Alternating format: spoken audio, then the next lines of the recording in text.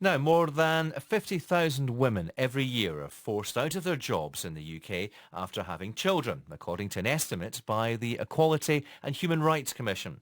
Its research found that new mothers reported being dismissed, made redundant or sidelined following their return to work. Mother of three, Jo, told us what happened to her. I've had, quite problematic returns to work after each of my three daughters.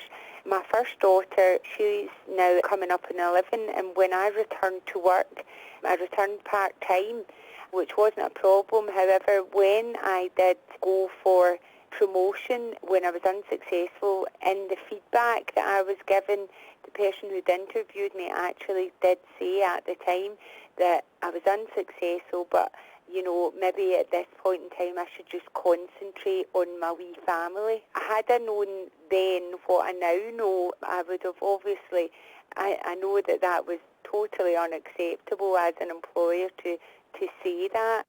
Chris Oswald is Head of Policy for Equality and Human Rights Scotland, and he says employers need to be more open with their employees. It's very difficult, and I think anybody who's experienced discrimination will know that there's an awful lot of questioning of yourself. Is this really happening to me? It's the 21st century. What can I do?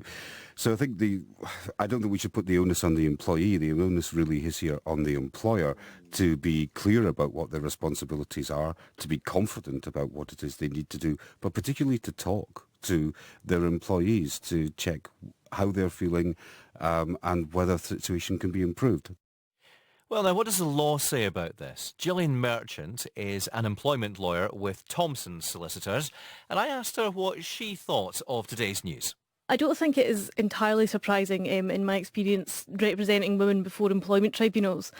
I think it is something that happens probably more likely in non-unionised workplaces than unionised workplaces. However, it is something that is very apparent across sectors, predominantly probably the private sector, but both in the public sector as well. Now, what does the law say on this in terms of not discriminating against women? In terms of returning to work, the law is essentially that women are entitled to return to the same job and, depending on how long they took maternity leave, substantially the same job. So essentially there shouldn't, unless there's very good reason for them, they should be able to go back to the same job with the same terms and conditions or something very, very similar. There should be no detriment. And do you find cases where that's not happening? Yes, there are cases where women return to work and possibly maybe seek flexible working or seek to return to work on a part-time basis, and there is no immediate entitlement to that. However, it quite often results in women having to consider whether they can continue with employment due to either the cost of childcare or whether or not that is something that they can work around other family commitments.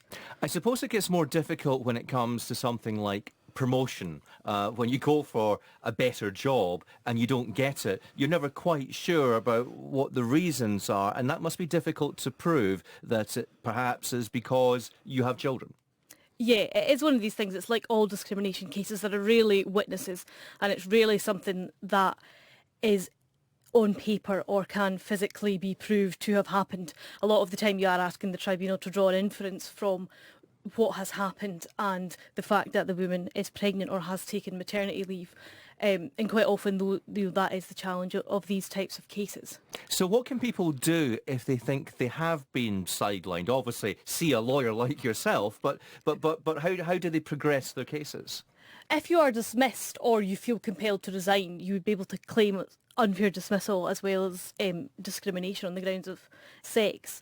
However, it is ever increasingly difficult now to bring employment tribunal claims because there's been a recent imposition of £1,200 of fees to be paid, which I think is part of the reason why the figures in the survey are so high, because not only do women have to face the stresses that they face of returning to work, if it doesn't go as planned, they then have to consider, while essentially out of work, a fee of £1,200 before essentially they kick a ball. Obviously, this isn't such a problem for dads because they don't tend to get as much time off in terms of paternity leave.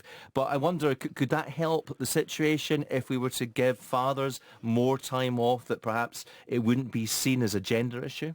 Yeah, I think if the workplace was more balanced on a gender basis, in that employers looking at employing people or promoting people, for example, were equally aware that men and women might take time off due to a new baby.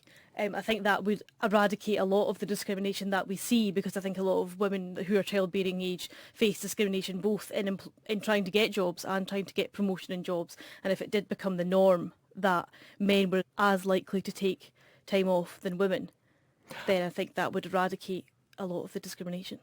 I was quite struck by the strong language in this report, suggesting that women are often forced out of their jobs. Is that not quite a strong word to use in connection with this?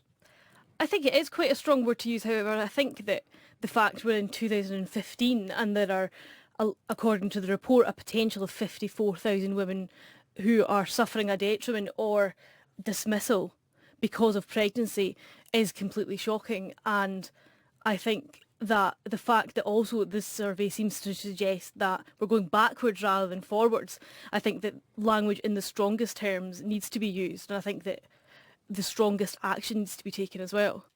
Jillian Merchant there, who's an employment lawyer with Thompson's Solicitors.